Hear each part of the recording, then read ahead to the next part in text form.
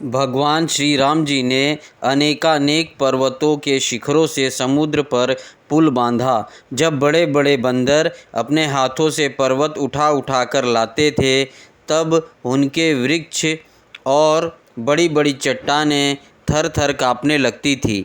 इसके बाद विभीषण की सलाह से भगवान ने सुग्रीव, नील, हनुमान आदि प्रमुख वीरों और वानरी सेना के साथ लंका में प्रवेश किया।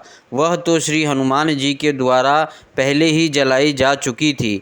उस समय वानर राज की सेना ने लड़ाके, सैर करने और खेलने के स्थान, अन्न के गोदाम, खजाने, दरवाजे, फाटक, सभा भवन, छज्जे और पक्षियों के रहने के स्थान तक को घेर लिया। उन्होंने वहाँ की वेदी, ध्वजाएं, सोने के कलश और चौराहे तोड़ फोड़ डाली। उस समय लंका ऐसी मालूम पड़ रही थी जैसे झुंड के झुंड हाथियों ने किसी नदी को मथ डाला हो। यह देखकर राक्षस राज रावण ने निकुंभ, कुंभ, धूम्राक्ष, दुर्मुख, सुरांतक, नरांतक, प्रहस्त, अतिकाय, विकम्पन आदि अपने सभी अनुचरों, पुत्र मेघनाथ और अंत में भाई कुंभकर्ण को भी युद्ध करने के लिए भेजा। राक्षसों की यह विशाल सेना तलवार, त्रिशूल, धनुष, प्रास, रिष्टि, शक्ति, बाण, भाले, खड्ग आदि शस्त्र अस्त्र से सुरक्षित और अत्यंत दुर्गम थी। भगवान श्री राम ने सुग्रीव, लक्ष्मण, हनुमान, गंधमादन, नील, अंगद, जाम्बवन और पनस आदि वीरों के अपने साथ लेकर राक्षसों की सेना का सामना किया। रघुवंश शिरोमणि भगवान श्री राम के अंगद आदि सब सेनापति राक्षसों की चतुरांगनी सेना, हाथी, रथ, घुड़सवार और पैदलों के साथ द्वंद्व युद्ध की रीति से भिड़ गए और राक्षसों को वृक्ष, पर्वत, शिखर, गदा और बाणों से मारने लगे। उनका मारा जाना तो स्वाभाविक ही था, क्योंकि वे उसी रावण के अनुचर थे जिसके मंगल सीता जी को स्पर्श करने के कारण पहले ही नष्ट हो चुका था। जब राक्षस राज रावण ने देखा कि मेरी सेना का तो नाश हुआ जा रहा है, तब वह क्रोध में भरकर पुष्पक विमान पर आरूढ़ हो भगवान श्री राम के सामने आया। उस समय इंद्र का सारथी मतली बड़ा ही तेजस्वी दिव्य रथ लेकर आया और उस पर भगवान श्री राम जी विराजमान हुए। रावण अपने तीखे बाणों से उन पर प्रहार करने लगा। भगवान श्री राम जी ने रावण से कहा, नीच राक्षस, तुम कुत्ते की तरह हमारी अनुपस्थिति हमारी प्राण पिया पत्नी को हर लाए। तुमने दुष्टता की हद कर दी। तुम्हारे जैसा निर्लज तथा निंदनीय और कौन होगा। जैसे काल को कोई टाल नहीं सकता, कर्तापन के अभिमानी को वह फल दिए बिना रह नहीं सकता, वैसे ही आज मैं तुम्हें तुम्हारी करनी का फल चखाता हूँ। इस प्रकार रावण को फटकारते हुए भगवान श्री राम ने अपने धनुष पर चढ़ाया हुआ बाण उस पर छोड़ा। उस बाण के वज्र के समान उसके हृदय को विदीर्ण कर दिया। वह अपने 10 मुखों से खून उगलता हुआ विमान से गिर पड़ा। ठीक वैसे ही जैसे पुण्य आत्मा लोग भोग समाप्त होने पर स्वर्ग से गिर पड़ते हैं। उस समय उसके पुरजन परिजन हाय हाय करके चिल्लाने लगे। तदनंतर हजारों राक्षसियाँ मंदोदरी के साथ रोती हुई लंका से निकल पड़ी और रणभूमि में आई। उन्होंने देखा कि उनके स्वजन संबंधी लक्ष्मण जी के बाणों से छिन्न भिन्न होकर पड़े हुए हैं। वे अपने हाथों अपनी छाती पीट पीट कर और अपने सगे संबंधियों को हृदय से लगा लगा कर ऊँचे स्वर से विलाप करने लगी। हाय हाय स्वामी, आज हम सब बेमौत मारी गई। एक दिन वह था जब आपके भय से समस्त लोकों में त्राही त्राही मच जाती थी। आज वह दिन आ पहुँचा कि आपके ना रहने से हमारे शत्रु लंका की दुर्दशा कर रहे हैं। और यह प्रश्न उठ रहा है कि अब लंका किसके अधीन रहेगी। अब सब प्रकार से संपन्न थे, किसी भी बात की कमी ना थी, परंतु आप काम के वश में हो गए और यह नहीं सोचा कि सीता जी कितनी तेजस्विनी है और उनका कितना प्रभाव है। आपकी यही भूल आपकी इस दुर्दशा का कारण बन गई। कभी आपके कामों से हम सब और समस्त राक्षस वंश आनंदित होता था और आज हम सब तथा यह सारी लंका नगरी विधवा हो गई। आपका हुआ शरीर जिसके लिए आपने सब कुछ कर डाला आज गीधों का आहार बन रहा है और अपने आत्मा को आपने नरक का अधिकारी बना डाला। यह सब आपकी ही नासमझी और कामुकता का फल है। श्री सुखदेव जी कहते हैं, परीक्षित, कौशलाधीश भगवान श्री रामचंद्र जी की आज्ञा से विभीषण ने अपने स्वजन संबंधियों का पितृयज्ञ की विधि से शास्त्र के अनुसार अंत्योष्टि कर्म किया। इसके बाद भगवान श्री राम ने अशोक वाटिका के आश्रम में अशोक वृक्ष के नीचे बैठी हुई श्री सीता जी को देखा। वे उन्हीं के विरह की व्याधि से पीड़ित एवं अत्यंत दुर्बल हो रही थी। अपनी प्राण प्रिया अर्धांगिनी श्री सीता जी को अत्यंत दीन अवस्था में देखकर श्री राम का हृदय प्रेम और कृपा से भर गया। इधर भगवान का दर्शन पाकर सीता जी का हृदय प्रेम और आनंद से परिपूर्ण हो गया। उनका मुख कमल खिल उठा। भगवान ने विभीषण को राक्षसों का स्वामित्व, लंकापुरी का राज्य और 1 कल्प की आयु दी और उसके बाद पहले सीता जी को विमान पर बैठाकर अपने दोनों भाई लक्ष्मण तथा सुग्रीव एवं सेवक हनुमान जी के साथ स्वयं भी विमान पर सवार हुए। इस प्रकार 14 वर्ष का व्रत पूरा हो जाने पर उन्होंने अपने नगर की यात्रा की। उस समय मार्ग में ब्रह्मा आदि लोकपालगण उन पर बड़े प्रेम से पुष्पों की वर्षा कर रहे थे। इधर तो ब्रह्मा आदि बड़े आनंद से भगवान की लीलाओं का गान कर रहे थे और उधर जब भगवान को यह मालूम हुआ कि भरत जी केवल गोमूत्र में पकाया हुआ जौ का दलिया खाते हैं, वलकल पहनते हैं और पृथ्वी पर डाभ बिछाकर सोते हैं एवं उन्होंने जटाएं बढ़ा रखी है, तब वे बहुत दुखी हुए। उनकी दशा का स्मरण कर परम करुणशील भगवान का हृदय भर गया। जब भरत को मालूम हुआ कि मेरे बड़े भाई भगवान श्री राम जी आ रहे हैं, तब वे पूर्ववासी मंत्री और पुरोहितों को साथ लेकर एवं भगवान की पादुकाएं सिर पर रखकर उनकी अगवानी के लिए चले गए। जब भरत जी अपने रहने के स्थान नंदी ग्राम में चले, तब लोग उनके साथ साथ मंगल गान करते बाजे बजाते चलने लगे। वेदवादी ब्राह्मण बार बार वेद मंत्रों का उच्चारण करने लगे और उसकी ध्वनि चारों ओर गूंजने लगी। सुनहरी कामदार पताकाएं फहराने लगी। सोने से मढ़े हुए तथा रंग बिरंगी ध्वजा से सजे हुए रथ, सुनहरे साज से सजाए हुए सुंदर घोड़े तथा सोने के कवच पहने हुए सैनिक उनके साथ साथ चलने लगे। सेठ, साहूकार, श्रेष्ठ वारांगनाएं, पैदल चलने वाले सेवक और महाराजाओं के योग्य छोटी बड़ी सभी वस्तुएं उनके साथ चल रही थी। भगवान को देखते ही प्रेम के उद्रेक से भरत जी का हृदय गदगद हो गया, नेत्रों में आंसू छलक गए। वे भगवान के चरणों पर गिर पड़े। उन्होंने प्रभु के सामने उनकी पादुकाएं रख दी और हाथ जोड़कर खड़े हो गए। नेत्रों से आंसू की धारा बहती जा रही थी। भगवान ने अपने दोनों हाथों से पकड़कर बहुत देर तक भरत जी को हृदय से लगाए रखा। भगवान के नेत्र जल से भरत जी का स्नान हो गया। इसके बाद सीता जी और लक्ष्मण जी के साथ भगवान श्री राम जी ने ब्राह्मण और पूजनीय गुरुजनों को नमस्कार किया तथा सारी प्रजा ने बड़े प्रेम से सिर झुकाकर भगवान के चरणों में प्रणाम किया। उस समय उत्तर कौशल देश की रहने वाली समस्त प्रजा अपने स्वामी भगवान को बहुत दिनों के बाद आए देख अपने दुपट्टे हिला हिलाकर पुष्पों की वर्षा करती हुई आनंद से नाचने लगी। भरत जी ने भगवान की पादुकाएं ली, विभीषण ने श्रेष्ठ चवर, सुग्रीव ने पंखा और श्री हनुमान जी ने श्वेत छत्र ग्रहण किया।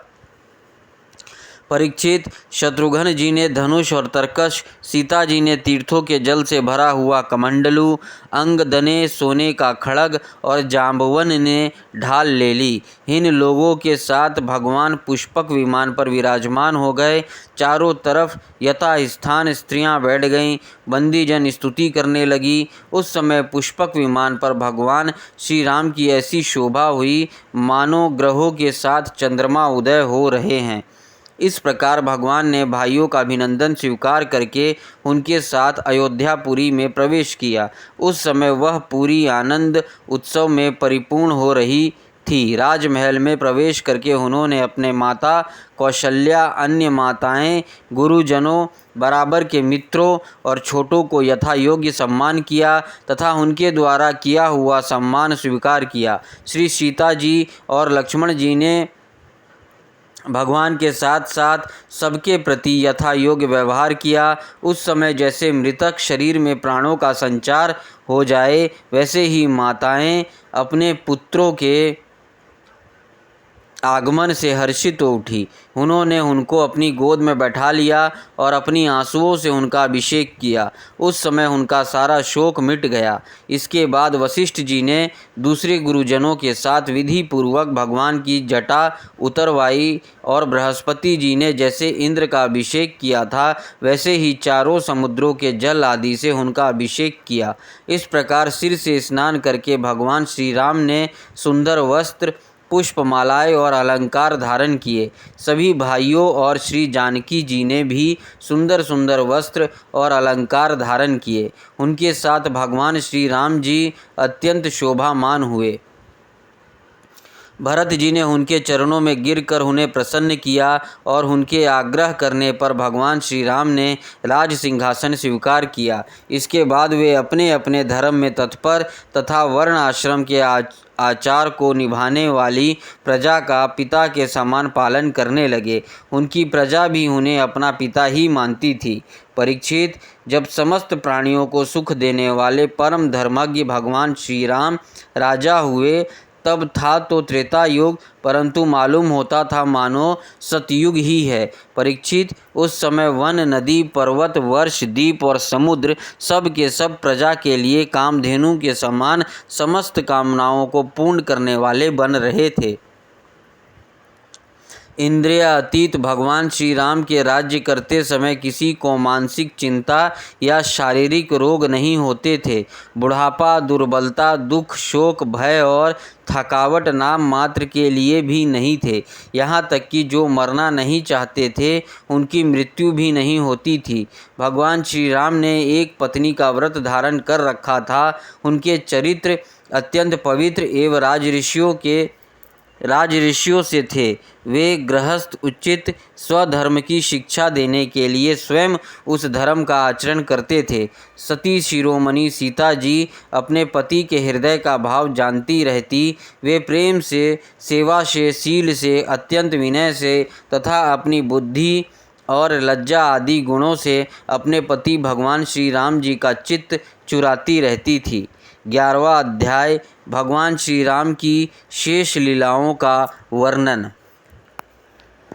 श्री सुखदेव जी कहते हैं, परीक्षित, भगवान श्री राम ने गुरु वशिष्ठ जी को अपने आचार्य बनाकर उत्तम सामग्रियों से युक्त यज्ञों के द्वारा अपने आप ही अपने सर्वदेव स्वरूप स्वयं प्रकाश आत्मा का यज्ञ किया। उन्होंने होता को पूर्व दिशा, ब्रह्मा को दक्षिण, अर्धवर्यु को पश्चिम और उद्गाता को उत्तर दिशा दे दी। उनके बीच में जितनी भूमि बच रही थी वह उन्होंने आचार्य को दे दी। उनका यह निश्चय था कि संपूर्ण भूमंडल का एकमात्र अधिकारी निष्प्रह ब्राह्मण ही है। इस प्रकार सारे भूमंडल का दान करके उन्होंने अपने शरीर के वस्त्र और अलंकार ही अपने पास रखे। इस प्रकार महारानी सीता जी के पास भी केवल मांगलिक वस्त्र और आभूषण ही बचे रहे। जब आचार्य आदि ब्राह्मणों ने देखा कि भगवान श्री राम तो ब्राह्मणों को ही अपना इष्ट देव मानते हैं, उनके हृदय में ब्राह्मणों के प्रति अनंत स्नेह है, तब उनका हृदय प्रेम से द्रवित हो गया। उन्होंने प्रसन्न होकर सारी पृथ्वी भगवान को लौटा दी और कहा, प्रभो, आप सब लोगों के एकमात्र स्वामी हैं। आप तो हमारे हृदय के भीतर रहकर अपनी ज्योति से अज्ञान अंधकार का नाश कर रहे हैं। ऐसी स्थिति में भला आपने हमें क्या नहीं दे रखा है।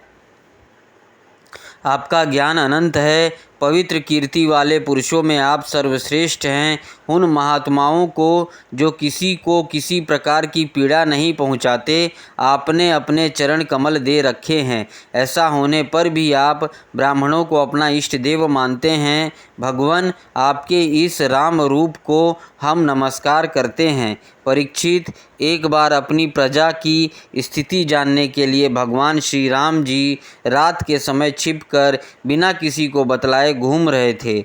उस समय उन्होंने किसी की यह बात सुनी। वह अपनी पत्नी से कह रहा था, अरे तू दुष्ट और कुलटा है, तू पराये घर में रह आई है, स्त्री लोभी। राम भले ही सीता को रख ले, परंतु मैं तुझे फिर नहीं रख सकता। सचमुच सब लोगों को प्रसन्न रखना टेढ़ी खीर है, क्योंकि मूर्खों की तो कमी नहीं है। जब भगवान श्री राम ने बहुतों के मुंह से ऐसी बात सुनी तो वे लोग उपवाद से कुछ भयभीत से हो गए। उन्होंने श्री सीता जी का परित्याग कर दिया और वे वाल्मीकि मुनि के आश्रम में रहने लगी। सीता जी उस समय गर्भवती थी। समय आने पर उन्होंने एक साथ ही 2 पुत्र उत्पन्न किए।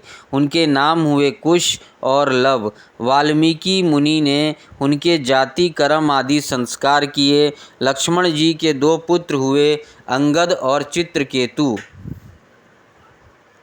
परीक्षित, इसी प्रकार भरत जी के 2 ही पुत्र थे, तक्ष और पुष्कल, तथा शत्रुघ्न के भी 2 पुत्र हुए, सुबाहु और श्रुतसेन। भरत जी ने दिग्विजय में करोड़ों गंधर्वों का संहार किया। उन्होंने उनका सब धन लाकर अपने बड़े भाई श्री राम की सेवा में निवेदन किया। शत्रुघ्न जी ने मधुवन में मधु के पुत्र लवण नामक राक्षस को मारकर वह मथुरा नाम की पुरी बसाई। भगवान श्री राम के द्वारा निर्वासित सीता जी ने अपने पुत्रों को वाल्मीकि जी हाथों में सौंप दिया और भगवान श्री राम के चरण कमलों का ध्यान करती हुई वे पृथ्वी देवी के लोक में चली गई। यह समाचार सुनकर भगवान श्री राम ने अपने शोक वेश को बुद्धि के द्वारा रोकना चाहा, परंतु परम समर्थ होने पर भी वे उसे रोक ना सके, क्योंकि उन्हें जानकी जी पवित्र गुण बार बार स्मरण हो आया करते थे। परीक्षित, वह स्त्री और पुरुष का संबंध सब कहीं इस प्रकार दुख का कारण है। यह बात बड़े बड़े समर्थ लोगों के विषय में भी ऐसा ही है।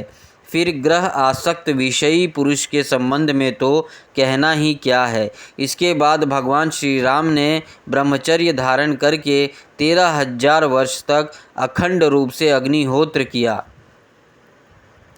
तदनंतर अपना स्मरण करने वाले भक्तों के हृदय में अपने उन चरण कमलों को स्थापित करके, जो दंडक वन में कांटों से बिंद गए थे, अपने स्वयं प्रकाश परम ज्योतिर्मय धाम में चले गए। परीक्षित, भगवान के समान प्रतापशाली और कोई नहीं है, फिर उनसे बढ़कर तो हो ही कैसे सकता है।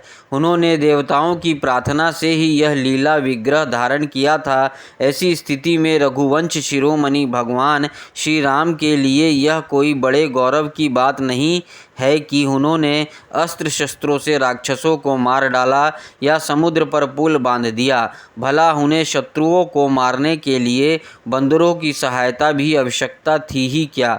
यह सब उनकी लीला ही है। भगवान श्री राम का निर्मल यश समस्त पापों को नष्ट कर देने वाला है। वह इतना फैल गया है कि दिग्गजों का श्यामल शरीर भी उसकी उज्ज्वलता से चमक उठता है। आज भी बड़े बड़े ऋषि महर्षि राजाओं की सभा में उसका गान करते रहते हैं। स्वर्ग के देवता और पृथ्वी के नरपति अपने कमनीय कीर्तों से उनके चरण कमलों की सेवा करते रहते हैं। मैं उन्हीं रघुवंश शिरोमणि भगवान श्री रामचंद्र की शरण ग्रहण करता हूँ, जिन्होंने भगवान श्री राम का दर्शन और स्पर्श किया, उनका सहवास अथवा अनुगमन किया। वे सब के सब तथा कौशल देश के निवासी भी उसी लोक में गए जहाँ बड़े बड़े योगी योग साधना के द्वारा जाते हैं। जो पुरुष अपने कानों से भगवान श्री राम का चरित्र सुनता है, उसे सरलता, कोमलता आदि गुणों की प्राप्ति होती है। परीक्षित, केवल इतना ही नहीं, वह समस्त कर्म बंधनों से मुक्त हो जाता है। राजा परीक्षित ने कहा, भगवान श्री राम स्वयं अपने भाइयों के साथ किस प्रकार का व्यवहार करते थे तथा भरत आदि भाई, प्रजाजन और अयोध्यावासी भगवान श्री राम के प्रति कैसा बर्ताव करते थे। श्री सुखदेव जी कहते हैं, त्रिभुवनपति महाराज श्री राम ने राज सिंहासन स्वीकार करने के बाद अपने भाइयों को दिग्विजय की आज्ञा दी और स्वयं अपने निज जनों को दर्शन देते हुए अपने अनुचरों के साथ वे पुरी की देखरेख करने लगे। उस समय अयोध्यापुरी के मार्ग सुगंधित जल और हाथियों के मद कणों से सींचे रहते। ऐसा जान पड़ता मानो यह नगरी अपने स्वामी भगवान श्री राम को देखकर अत्यंत मतवाली हो रही है। उसके महल, फाटक, सभा भवन, विहार और देवालय आदि में स्वर्ण के कलश रखे हुए थे और स्थान स्थान पर पताकाएं फहरा रही थी। वह डंठल समेत सुपाड़ी, केले के खंभे और सुंदर वस्त्रों के पट्टों से सजाई हुई थी। दर्पण, वस्त्र और पुष्पमालाओं से तथा मांगलिक चित्रकारियों और बंधनवारों से सारी नगरी जगमगा रही थी। नगरवासी अपने हाथों में तरह तरह की भेंट लेकर भगवान के पास आते और उनसे प्रार्थना करते कि देव, पहले आपने ही वराह रूप से पृथ्वी का उद्धार किया था, अब आप ही इसका पालन कीजिए। परीक्षित, उस समय सब प्रजा को मालूम होता कि बहुत दिनों के बाद भगवान श्री राम जी इधर पधारे हैं। तब सभी स्त्री पुरुष उनके दर्शन की लालसा से घर द्वार छोड़कर दौड़ पड़ते। वे ऊंची ऊंची अटारियों पर चढ़ जाते और अतृप्त नेत्रों से कमल नयन भगवान को देखते हुए उन पर पुष्पों की वर्षा करते। इस प्रकार प्रजा का निरीक्षण करके भगवान फिर अपने महलों में आ जाते। उनके वे महल पूर्ववर्ती राजाओं के द्वारा सेवित थे। उनमें इतने बड़े बड़े सब प्रकार के खजाने थे जो कभी समाप्त नहीं होते थे। वे बड़ी बड़ी बहुमूल्य बहुत सी सामग्रियों से सुसज्जित थे। महलों के द्वारा तथा देहलियों मूंगे की बनी हुई थी। उनमें जो खंभे थे वे दुर्य मणि के थे। मरकत मणि के बड़े सुंदर सुंदर फर्श थे तथा स्फटिक मणि के दीवारें चमकती रहती थी। रंग बिरंगी मालाएं, पताकाएं, मणियों की चमक, शुद्ध चेतन के समान उज्ज्वल मोती, सुंदर सुंदर भोग सामग्री, सुगंधित धूप दीप तथा फूलों के गहनों से वे सब खूब सजाए हुए थे। आभूषणों को भी भूषित करने वाले देवताओं के समान स्त्री पुरुष उसकी सेवा में लगे रहते थे। परीक्षित, भगवान श्री राम जी आत्मा राम जितेंद्रिय पुरुषों के शिरोमणि थे। उसी महल में वे अपने प्राण प्रिया प्रेममयी पत्नी श्री सीता जी के साथ विहार करते थे। सभी स्त्री पुरुष जिनके चरण कमलों का ध्यान करते रहते हैं, वे ही भगवान श्री राम बहुत वर्षों तक धर्म की मर्यादा का पालन करते हुए समय अनुसार भोगों का उपभोग करते रहे। 12वां अध्याय इक्ष्वाकु वंश के शेष राजाओं का वर्णन। श्री सुखदेव जी कहते हैं, परीक्षित, कुश का पुत्र हुआ अतिथि, उसका निषेध का नभ, नभ का पुंडरिक और पुंडरिक का क्षेमधनवा, क्षेमधनवा का देवानीक, देवानीक का अनी, अनी का परियात्र, पारियात्र का बलस्थल और बलस्थल का पुत्र हुआ वज्रनाभ। वह सूर्य का अंश था। वज्रनाभ से खगण, खगण से विधृति और विधृति से हिरण्यनाभ की उत्पत्ति हुई। वह जैमिनी का शिष्य और योगाचार्य था। कौशल देशवासी याज्ञवल्क्य ऋषि ने इसकी शिष्यता स्वीकार करके उसे अध्यात्म योग की शिक्षा ग्रहण की थी। वह योग हृदय की गांठ काट देने वाला तथा परम सिद्धि देने वाला है। हिरण्यनाभ का पुष्य का ध्रुव संधि, ध्रुव संधि का सुदर्शन, सुदर्शन का अग्निवर्ण, अग्निवर्ण का शीघ्र और शीघ्र का पुत्र हुआ मरु। मरु ने योग साधना से सिद्धि प्राप्त कर ली और वह उस समय भी कलाप नामक ग्राम में रहते हैं। कलयुग के अंत में सूर्यवंश के नष्ट हो जाने पर वह उसे फिर से चलाएगा। मरु से प्रसूश्रुत, उससे संधि और संधि से अमर्ष का जन्म हुआ। अमर्शन का महस्वान और महस्वान का विश्वशाह, विश्वशाह का प्रसेनजित, प्रसेनजित का तक्षक और तक्षक का पुत्र बृहदल हुआ। परीक्षित, इस बृहदल को तुम्हारे पिता अभिमन्यु ने युद्ध में मार डाला था। परीक्षित, इक्ष्वाकु वंश के इतने नरपति हो चुके हैं, अब आने वालों के विषय में सुनो। बृहदल का पुत्र होगा बृहद्रण, बृहद्रण का उरेक्रिय, उसका वत्सवृद्ध, वत्सवृद्ध का प्रतिव्योम, प्रतिव्योम का भानु और भानु का पुत्र होगा सेनापति दिवाक, दिवाक का वीर सहदेव, सहदेव का बृहद्रश्य, बृहद्रश्य का भानुमान, भानुमान का प्रतीकाक्ष और प्रतीकाक्ष का पुत्र होगा सुप्रतीक, सुप्रतिका का मरुदेव, मरुदेव का सुनक्षत्र, सुनक्षत्र का पुष्कर, पुष्कर का अंतरिक्ष, अंतरिक्ष का सुतपा और उसका पुत्र होगा अभिजीत। अमित्रजित से बृहद्राज, बृहद्राज बहिर, बहिर से कृतंजय, कृतंजय से रणजय और उससे संजय होंगे। संजय का शाक्य, उसका शुद्धोद और शुद्धोद का लागल, लागल का प्रसेनजीत और प्रसेनजीत का पुत्र शूद्रक होगा। शूद्रक रण के, रण से सूरत और सूरत से इस वंश के अंतिम राजा सुमित्रा का जन्म होगा। ये सब बृहदल के वंशधर होंगे। इक्ष्वाकु का यह वंश सुमित्र तक ही रहेगा, क्योंकि सुमित्र के राजा होने पर कलयुग में वह अंश समाप्त हो जाएगा।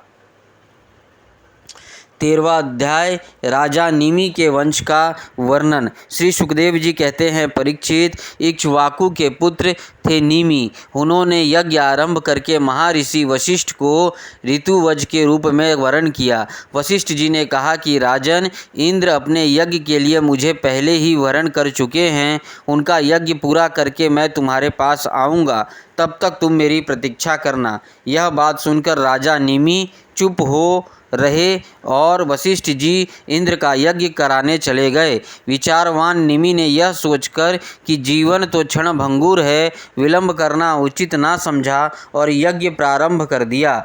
जब तक गुरु वशिष्ठ जी ना लौटे तब तक के लिए उन्होंने दूसरे ऋतुवजों का वर्ण कर लिया। गुरु वशिष्ठ जी जब इंद्र का यज्ञ संपन्न करके लौटे तो उन्होंने देखा कि उनके शिष्य निमि ने तो उनकी बात ना मानकर यज्ञ प्रारंभ कर दिया है। उस समय उन्होंने शाप दिया कि निमि को अपने विचारशीलता और पांडित्य का बहुत घमंड है, इसलिए इसका शरीरपात हो जाए। निमि की दृष्टि में गुरु वशिष्ठ का यह शाप धर्म के अनुकूल नहीं, प्रतिकूल था। इसलिए उन्होंने भी शाप दिया कि आपने लोभवश अपने धर्म का आदर नहीं किया, इसलिए आपका शरीर भी गिर जाए। यह कहकर आत्मविद्या में निपुण निमि ने अपने शरीर का त्याग कर दिया। परीक्षित, इधर हमारे वृद्ध पर पितामह वशिष्ठ जी ने भी अपना शरीर त्याग कर मित्रावरण के द्वारा उर्वशी के गर्भ से जन्म ग्रहण किया। राजा निमि के यज्ञ में आए हुए श्रेष्ठ मुनियों ने राजा के शरीर को सुगंधित वस्तुओं में रख दिया। जब सत्र याग की समाप्ति हुई और देवता लोग आए तब उन लोगों ने उनसे प्रार्थना की, महानुभावों, आप लोग समर्थ हैं, यदि आप प्रसन्न हैं तो राजा निमि का यह शरीर पुनः जीवित जीवित हो उठे। देवताओं ने कहा ऐसा ही हो। उस समय निमि ने कहा मुझे देह का बंधन नहीं चाहिए। विचारशील मुनिजन अपनी बुद्धि को पूर्ण रूप से श्री भगवान में ही लगा देते हैं और उन्हीं के चरण कमलों का भजन करते हैं। एक न एक दिन यह शरीर अवश्य ही छूटेगा। इस भय से भीत होने के कारण वे इस शरीर का कभी संयोग ही नहीं चाहते, वे तो मुक्त ही होना चाहते हैं। अतः मैं अब दुख, शोक और भय के मूल कारण इस शरीर को धारण करना नहीं चाहता। जैसे जल में मछली के लिए सर्वत्र ही मृत्यु के अवसर हैं, वैसे ही इस शरीर के लिए भी सब कहीं मृत्यु ही मृत्यु है। देवताओं ने कहा मुनियों, राजा निमि बिना शरीर के ही प्राणियों के नेत्रों में अपनी इच्छा के अनुसार निवास करे। वे वहाँ रहकर सूक्ष्म शरीर से भगवान का चिंतन करते रहे। पलक उठाने और गिरने से उनके अस्तित्व का पता चलता रहेगा। इसके बाद महर्षियों ने यह सोचकर कि राजा के ना रहने पर लोगों में अराजकता फैल जाएगी, निमि के शरीर का मंथन किया। उस मंथन से एक कुमार उत्पन्न हुआ। जन्म लेने के कारण उसका नाम हुआ जनक। विदेह से उत्पन्न होने के कारण विदेह और मंथन से उत्पन्न होने के कारण उसी बालक का नाम मिथिल हुआ। विदेह से उत्पन्न होने के कारण वैदेह और मंथन से उत्पन्न होने के कारण उसी बालक का नाम मिथिल हुआ। उसी ने मिथिलापुरी बसाई। परीक्षित, जनक का उदावसु, उसका नंदीवर्धन, नंदीवर्धन का सुकेतु, उसका देवरात, देवरात का बृहद्रथ, बृहद्रथ का महावीर्य, महावीर्य का सुधृति, सुधृति का धृष्टकेतु, धृष्टकेतु हर्यश्र और उसका मरु नामक पुत्र हुआ। मरु से प्रतिपक, प्रतिपक से कृतिरथ, कृतिरथ से देवमीड़, देवमीड़ से विश्रुत और विश्रुत से महाधृति का जन्म हुआ। महाधृति का कृतिरात, कृतिरात का महारोमा, महारोमा का स्वर्णरोमा और स्वर्णरोमा के पुत्र हुए हर्षरोमा। इसी हर्षरोमा के पुत्र महाराज शीरध्वज थे। वे सब यज्ञ के लिए धरती जोत रहे थे। तब उनके सिर हल का अग्रभाग फाल से सीता जी की उत्पत्ति हुई। इसी से उसका नाम शीरध्वज पड़ा। शीरध्वज के कुशध्वज, कुशध्वज के धर्मध्वज, धर्मध्वज के दो पुत्र हुए, कृतध्वज और मितध्वज। कृतध्वज के केशाध्वज और मितध्वज के खांडिक्य हुए। परीक्षित, केशीध्वज आत्मविद्या में बड़ा प्रवीण था। खांडिके था कर्मकांड का मर्मज्ञ। वह केशग्वजी से भयभीत होकर भाग गया। केशग्वजी पुत्र का भानुमान और भानुमान का शतध्रुम था। शतध्रुम से शुचि, शुचि से सनद्वाज, सनद्वाज से ऊर्ध्व केतु, ऊर्ध्व केतु से अज, अज से पुरजित, पुरजित से अरिष्टनोमी, अरिष्टनोमी से श्रतायु, श्रतायु से सुप्राश्क, सुप्राश्क से चित्ररथ और चित्ररथ से मिथिलापति क्षेमधि का जन्म हुआ। क्षेमधि से समरथ, समरथ से सत्यरथ, सत्यरथ से उपगुरु और उपगुरु से उपगुप्त नामक पुत्र हुआ। वह अग्नि का अंश था। उपगुप्त का वस्वनंत, वस्वनंत का ययुध, ययुध का सुभाषण, सुभाषण का श्रुत, श्रुत का जय, जय का विजय और विजय का ऋत नामक पुत्र हुआ। ऋतु का शुनक, शुनक का वीतहवई, वीतहवई का धृति, धृति का बहुलाश, बहुलाश का कृति और कृति का पुत्र हुआ महावशी। परीक्षित, ये मिथिल के वंश में उत्पन्न हुए नरपति मैथिल कहलाते हैं। ये सब के सब आत्मज्ञान से संपन्न एवं गृहस्थ आश्रम में रहते हुए भी सुख दुख आदि द्वंद्वों से मुक्त थे। क्यों ना हो, याज्ञवल्क्य आदि बड़े बड़े योगेश्वर की इन पर महान कृपा जो थी। 14वां अध्याय चंद्रवंश का वर्णन। श्री सुखदेव जी कहते हैं, परीक्षित, अब मैं तुम्हें चंद्रमा के पावन वंश का वर्णन सुनाता हूँ। इस वंश में पुरुरवा आदि बड़े बड़े पवित्र कीर्ति राजाओं का कीर्तन किया जाता है। सहस्त्रों सिर वाले विराट पुरुष नारायण के नाभि सरोवर के कमल से ब्रह्मा जी की उत्पत्ति हुई। ब्रह्मा जी के पुत्र हुए अत्रि। वे अपने गुणों के कारण ब्रह्मा जी के समान ही थे। उन्हीं अत्रि के नेत्रों से अमृतमय चंद्रमा का जन्म हुआ। ब्रह्मा जी ने चंद्रमा को ब्राह्मण, औषधि और नक्षत्रों का अधिपति बना दिया। उन्होंने 3 लोकों पर विजय प्राप्त की और राजसूय यज्ञ किया। इससे उनका घमंड बढ़ गया और उन्हें बलपूर्वक बृहस्पति की पत्नी तारा को हर लिया। देवगुरु बृहस्पति ने अपनी पत्नी को लौटा देने के लिए उनसे बार बार याचना की, परंतु वे इतने मतवाले हो गए थे कि उन्होंने किसी प्रकार उनकी पत्नी को नहीं लौटाया। ऐसी परिस्थिति में उसके लिए देवता और दानवों में घोर संग्राम छिड़ गया। शुक्राचार्य जी ने बृहस्पति जी के द्वेष से असुरों के साथ चंद्रमा का पक्ष ले लिया और महादेव जी ने स्नेहवश समस्त भूतगणों के साथ अपने विद्या गुरु अंगिराज की पुत्र बृहस्पति का पक्ष लिया।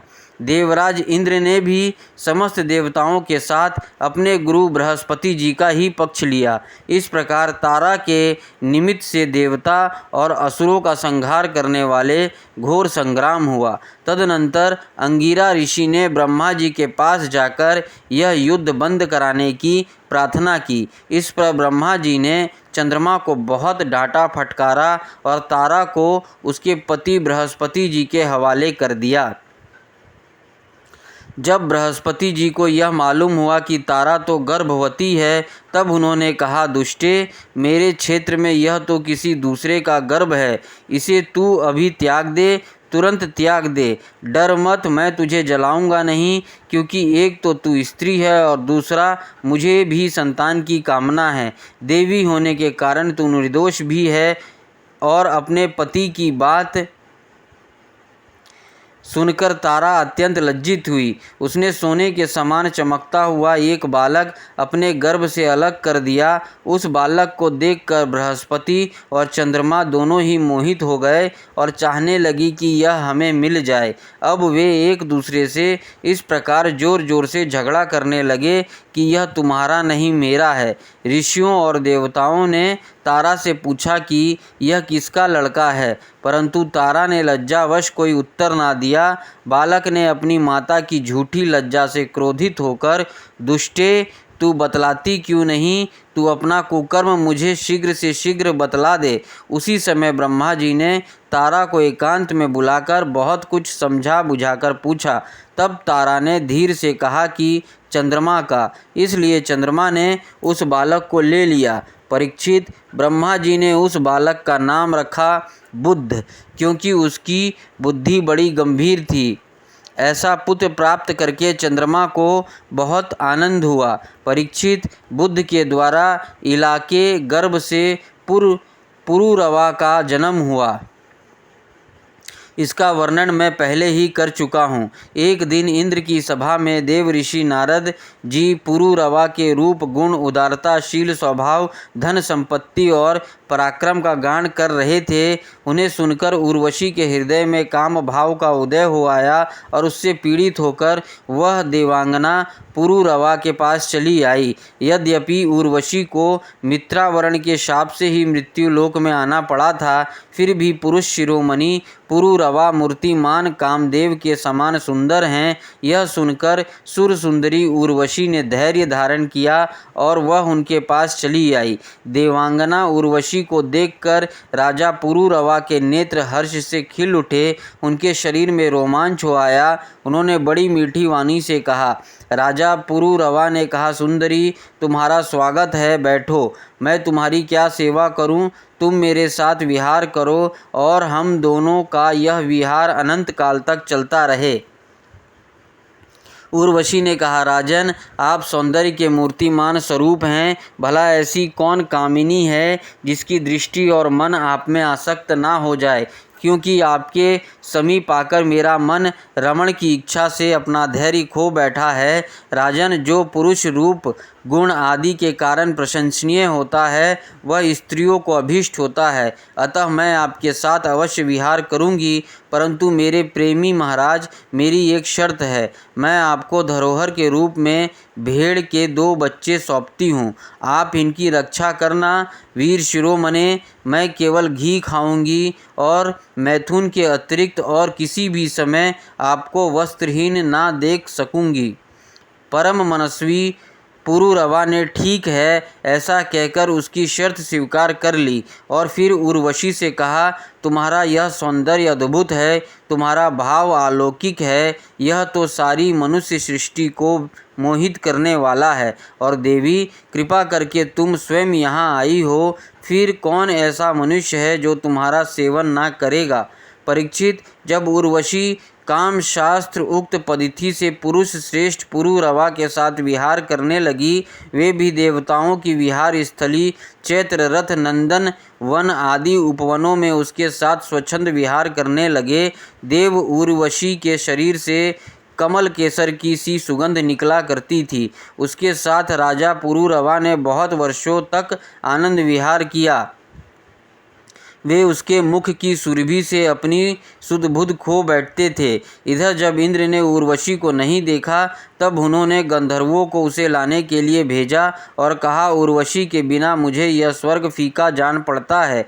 वे गंधर्व आदि रात के समय घोर अंधकार में वहां गए और उर्वशी को दोनों भेड़ों को, जिन्हें उसने राजा के पास धरोहर रखा था, चुरा कर चलते बने। उर्वशी ने जब गंधर्वों के द्वारा ले जाया जाते हुए उस पुत्र के समान प्यारे भेड़ों को बै सुनी, तब वह कह उठी कि अरे, इस कायर को अपना स्वामी बनाकर मैं तो मारी गई। वह नपुंसक अपने को बड़ा वीर मानता है, यह मेरे भेड़ों को भी ना बचा सका।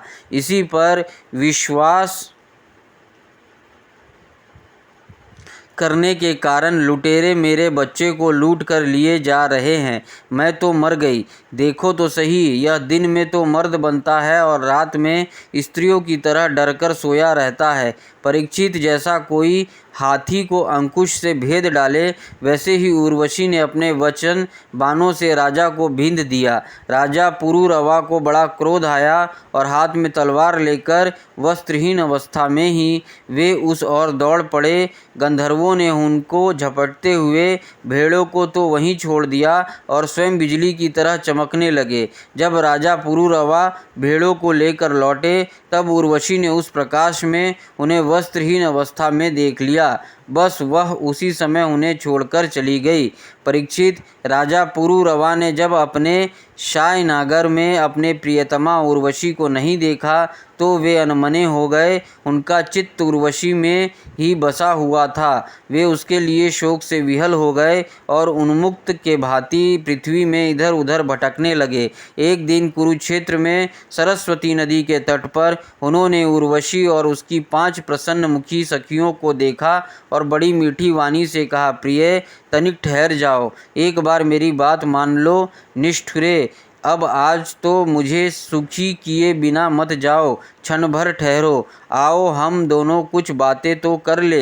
देवी, अब इस शरीर पर तुम्हारा कृपा प्रसाद नहीं रहा, इसी से तुमने उसे दूर फेंक दिया है। अतः मेरी यह सुंदर शरीर अब ढेर हुआ जाता है और तुम्हारे देखते देखते इस भेड़िए और गिद्ध खा जाएंगे, इसे भेड़िए और गिद्ध खा जाएंगे।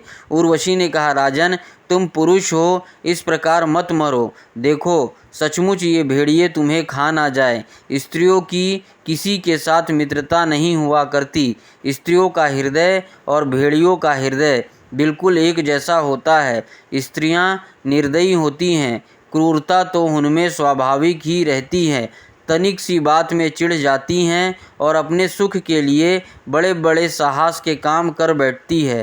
थोड़े से स्वार्थ के लिए विश्वास दिलाकर अपने पति और भाई तक को मार डालती है। इनके हृदय में सौहार्द तो है ही नहीं। भोले भाले लोगों को झूठ मूठ का विश्वास दिलाकर फांस लेती हैं और नए नए पुरुष की चाट से कुलटा और स्वच्छंद चारिणी बन जाती हैं। तो फिर तुम धीरज धरो, तुम राजराजेश्वर हो, घबराओ मत।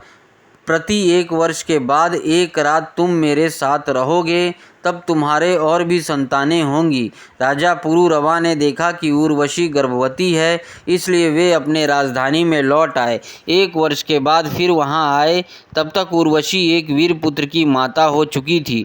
उर्वशी के मिलन से पुरूरवा को बड़ा सुख मिला और वे एक रात उसी के साथ रहे। प्रातःकाल जब वे विदा होने लगे, तब विरह के दुख से वे अत्यंत दीन हो गए। उर्वशी ने उनसे कहा, तुम हीन गंधर्वों की स्तुति करो, ये चाहे तो तुम्हें मुझे दे सकते हैं। तब राजा पुरूरवा ने गंधर्वों की स्तुति की। परीक्षित, राजा पुरूरवा की स्तुति से प्रसन्न होकर गंधर्वों ने उन्हें एक अग्नि स्थापन करने का पात्र दी। राजा ने समझा यह उर्वशी है, इसलिए उसको हृदय से लगाकर वे एक वन में दूसरे वन में घूमते रहे। अब उन्हें होश हुआ, तब वे स्थली के वन में छोड़कर अपने महल में लौट आए एवं रात के समय उर्वशी का ध्यान करते रहे। इसी प्रकार जब त्रेता युग का प्रारंभ हुआ, तब उनके हृदय में 3 वेद प्रकट हुए। फिर वे उस स्थान पर गए जहां उन्होंने वह अग्नि स्थाली छोड़ी थी।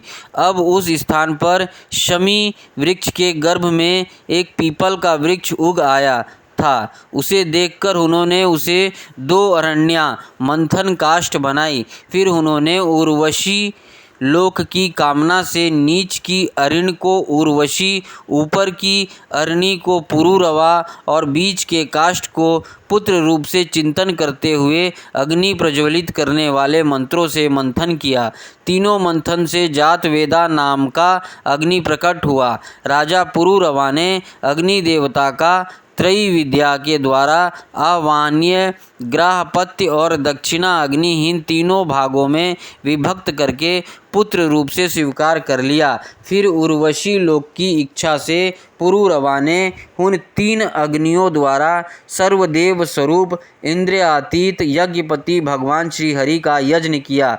परीक्षित, त्रेता के पूर्व सतयुग में एकमात्र प्रणव ओमकार ही वेद था। सारे वेद शास्त्र उसी के अंतर्भूत थे।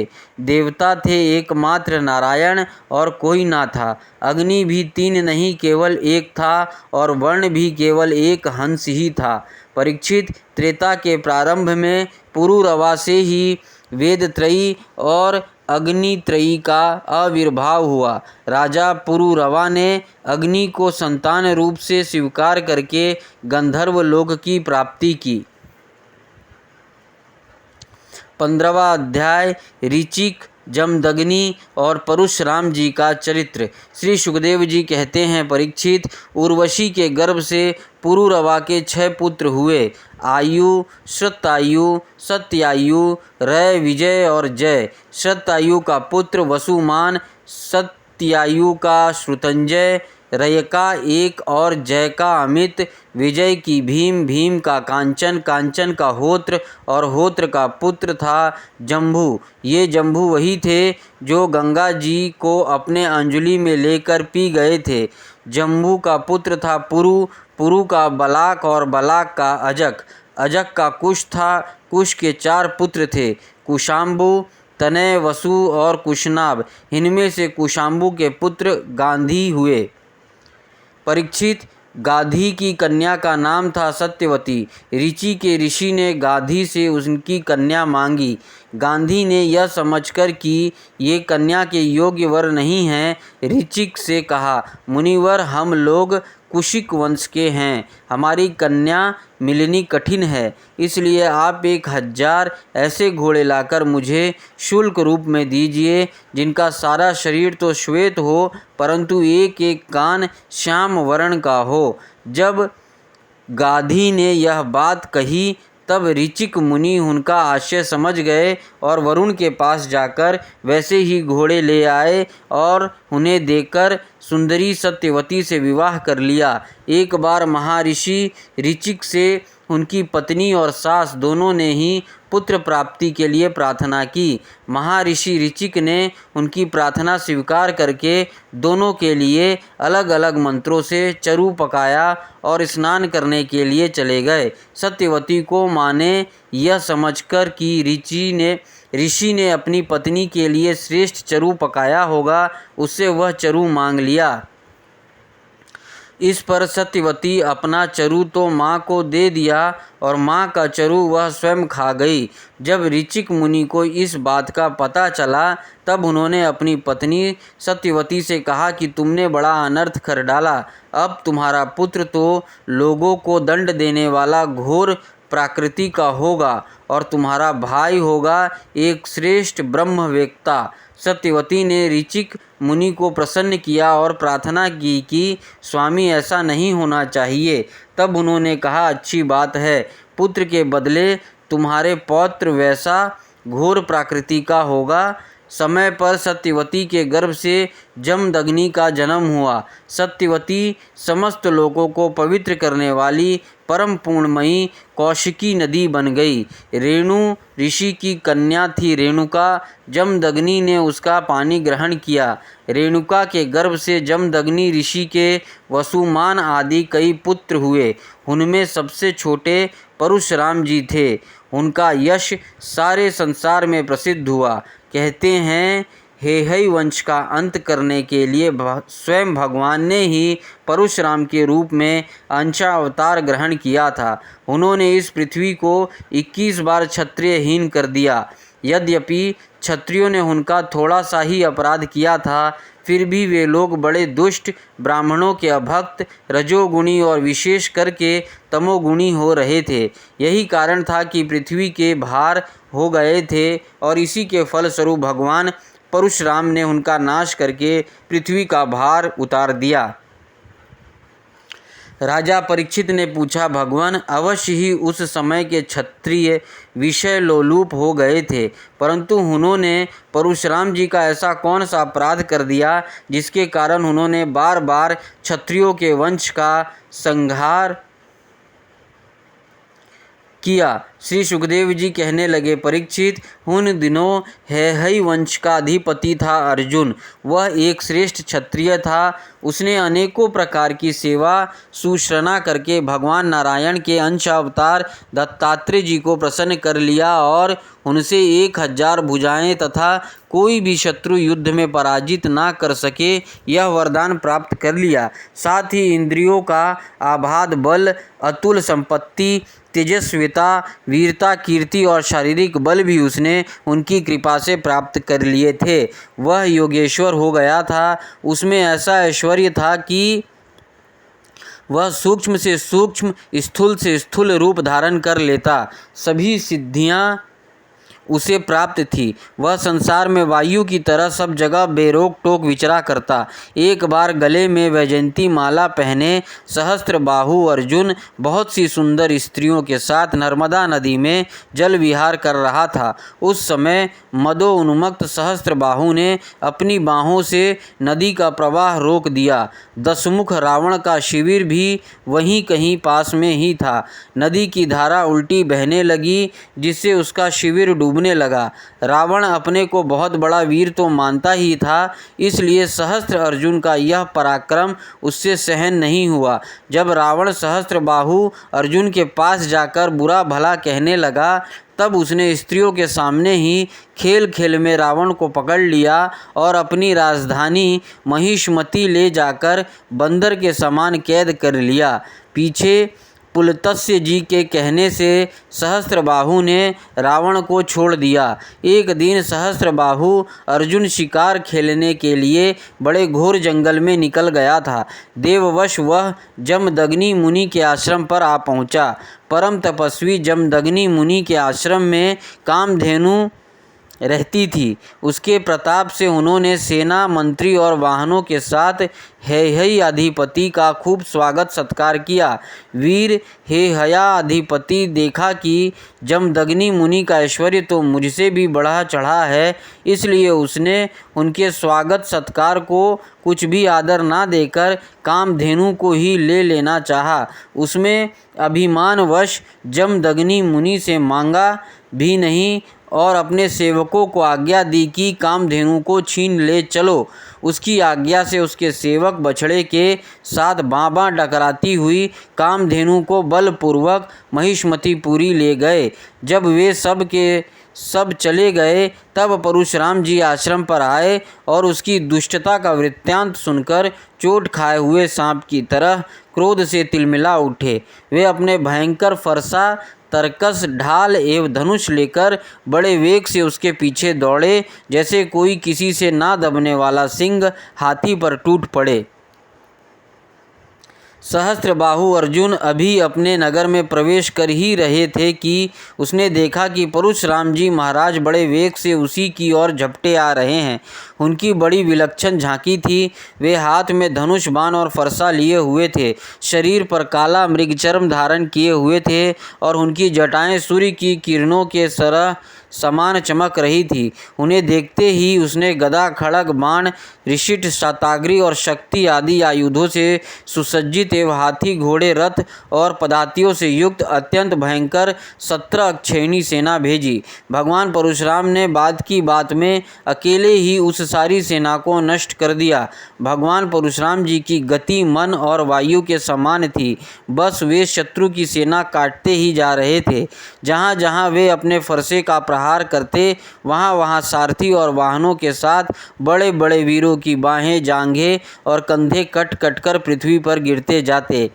हे हयाधिपति अर्जुन ने देखा कि मेरी सेना के सैनिक, उनके धनुष, ध्वजाएं और ढाल भगवान परशुराम के फरसे और बाणों से कट कट कर खून से लथपथ रणभूमि में गिर गए हैं।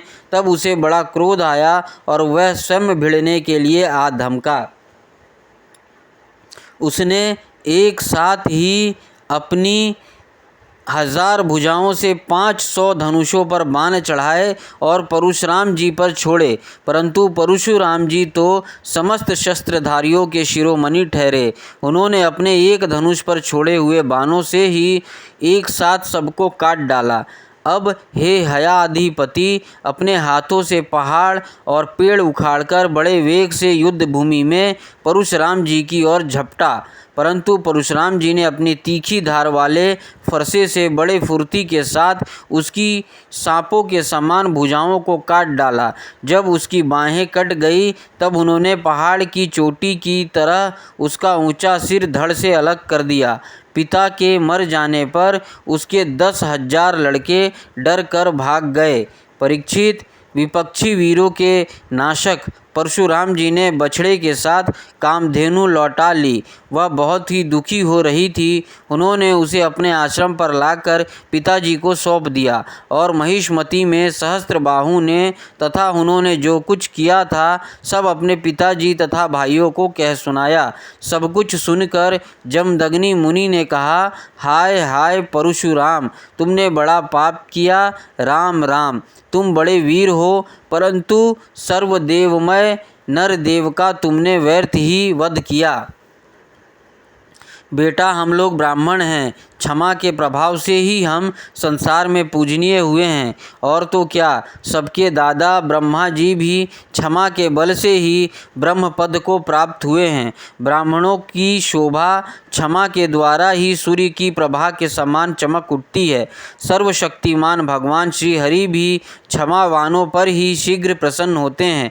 बेटा, सार्वभौम राजा का वध ब्राह्मण की हत्या से भी बढ़कर है। जाओ, भगवान का स्मरण करते हुए तीर्थों का सेवन करके अपने पापों को धो डालो। 16वां अध्याय परशुराम जी के द्वारा क्षत्रिय संहार और विश्वामित्र जी का वंश की कथा। श्री सुखदेव जी कहते हैं, परीक्षित, अपने पिता की यह शिक्षा भगवान परशुराम ने जो आज्ञा कहकर स्वीकार की, इसके बाद वे 1 वर्ष तक तीर्थ यात्रा करके अपने आश्रम पर लौट आए। एक दिन की बात है, परशुराम जी की माता रेणुका गंगा तट पर गई थी। वहां उन्होंने देखा कि गंधर्वराज चित्ररथ कमलों की माला पहने अप्सराओं के साथ विहार कर रहा है। वे जल लाने के लिए नदी तट पर गई थी, परंतु वहां जल क्रीड़ा करते हुए गंधर्वों को देखने लगी और पतिदेव के हवन का समय हो गया है, इस बात को भूल गई।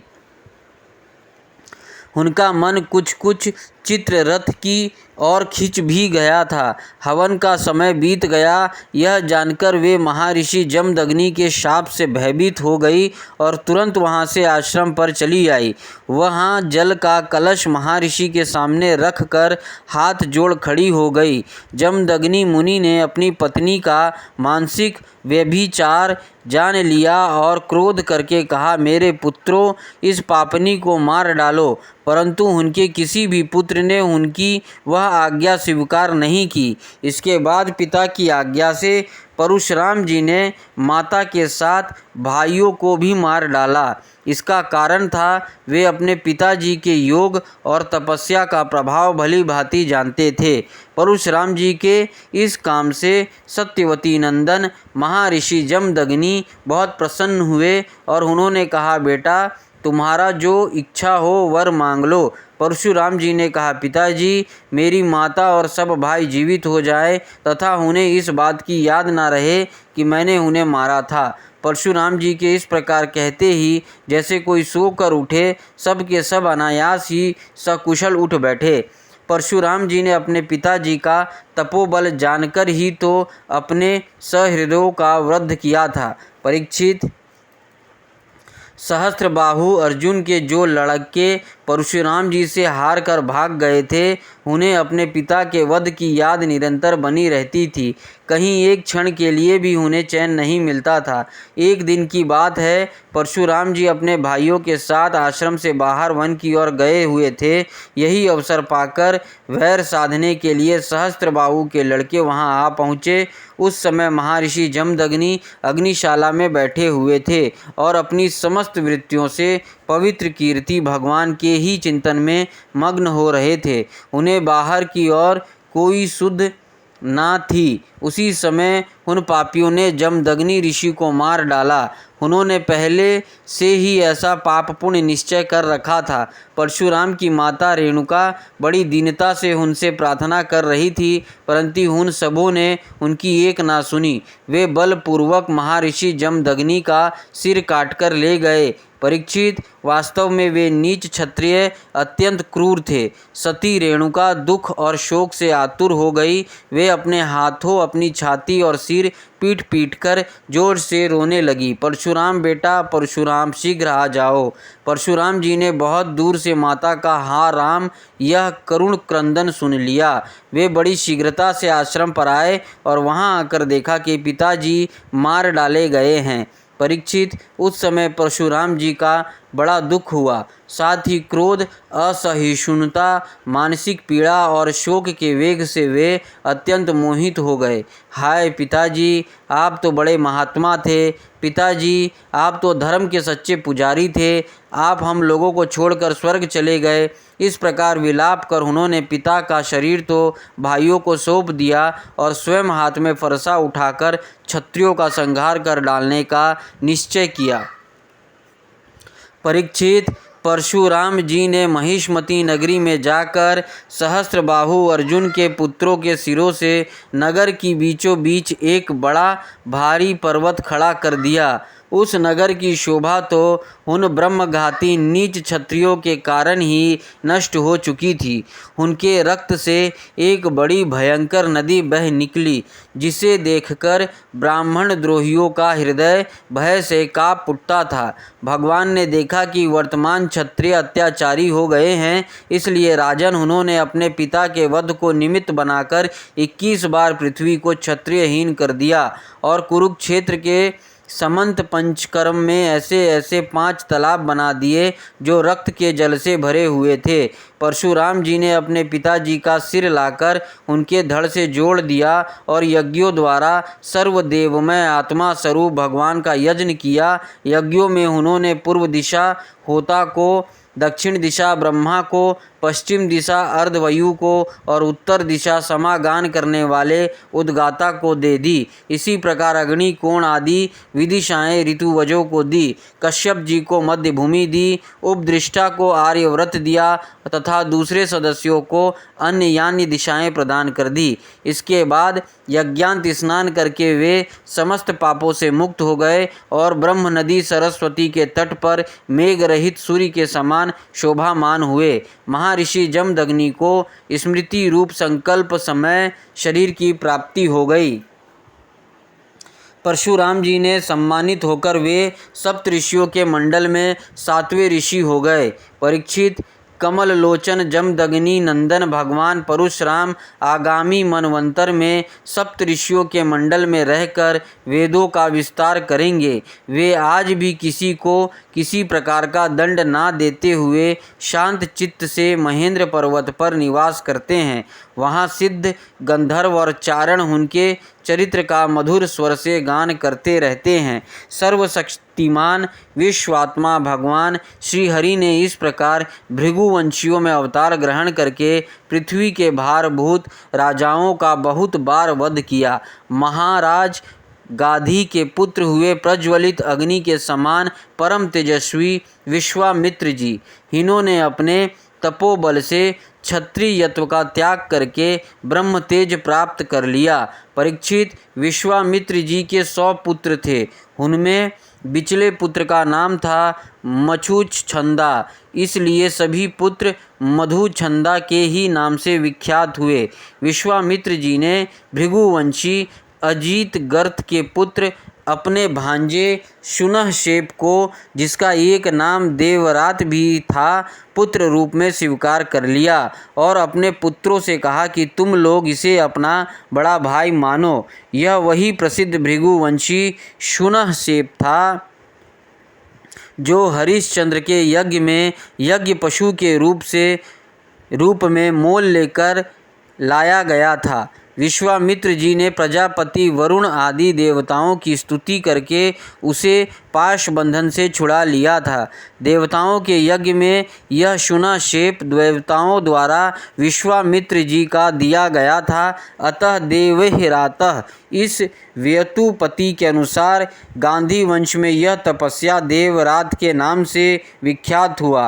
विश्वामित्र जी के पुत्रों में जो बड़े थे उन्हें शुनहशेप को बड़ा भाई मानने की बात अच्छी ना लगी।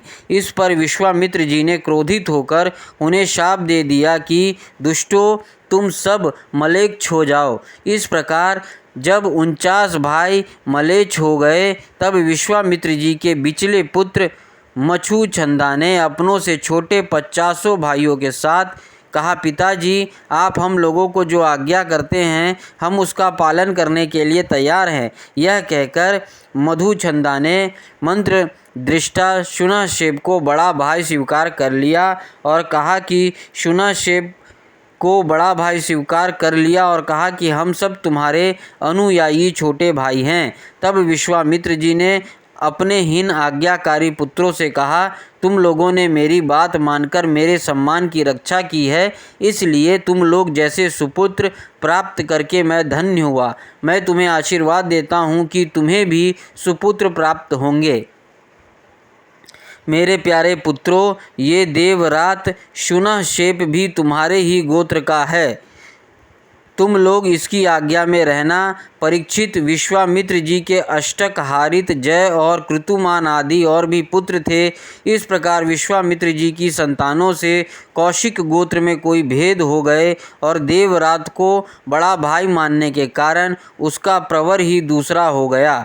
17वां अध्याय छत्रवृद्ध, रजी आदि राजाओं के वंश का वर्णन। श्री सुखदेव जी कहते हैं, परीक्षित, राजेंद्र पुरुरवा का एक पुत्र था आयु, उसके 5 लड़के